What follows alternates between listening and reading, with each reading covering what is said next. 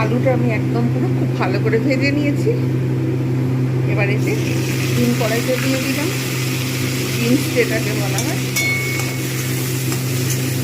যে পরিমাণ লবণ আছে আর দেবার দরকার নেই। এবার এতে দেব পেঁয়াজ কলি যেটা রয়েছে, স্প্রিং অনিয়ন দেব, কাঁচা লঙ্কা,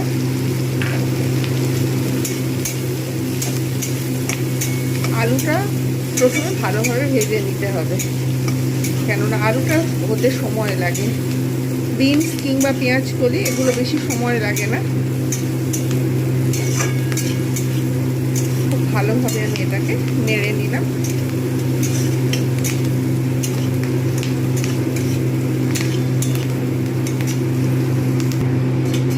বেশ কিছুক্ষণ ধরে আমি নেড়ে নিয়েছি, 2-3 মিনিট ধরে। বিনস কড়াই, পেঁয়াজ কলি এগুলো সব খুব ভালোভাবে দেখা যাচ্ছে ভাজা হয়ে গেছে। এবার আমি এর মধ্যে দিয়ে দেবো জল ঝরিয়ে রাখা পাস্তাগুলো। এগুলো ভালো করে আগে আমি একদম পুরো বয়েল করে নিয়েছিলাম।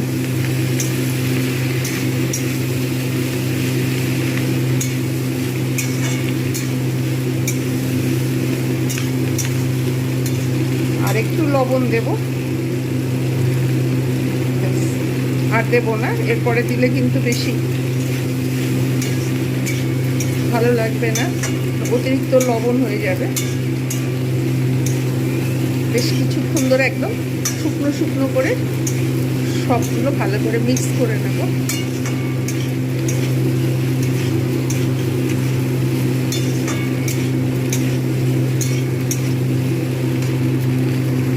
টেস্টের জন্য আমি 1 চামচের মতো ভিনিগার অ্যাড করলাম, যাতে টেস্ট ভালো হয়।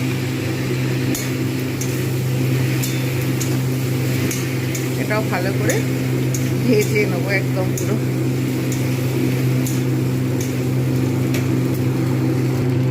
এবার আমি এর মধ্যে ভেজে রাখা ডিমটা দিয়ে দেবো,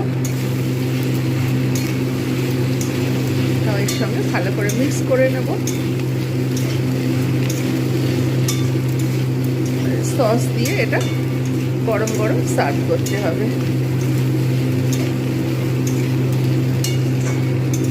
তৈরি হয়ে গেল হোমমেড পাস্তা।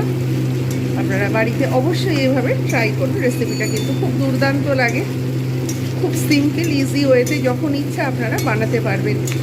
সকালের নাস্তাতে কিংবা সন্ধ্যের সময়ে যে আমরা যখন টিফিন করি তখন কিন্তু এটা